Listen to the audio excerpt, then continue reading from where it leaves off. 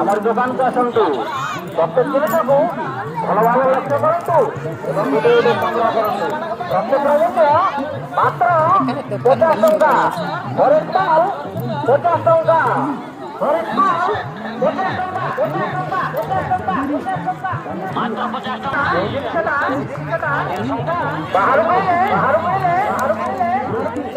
80 টাকা, 80 টাকা,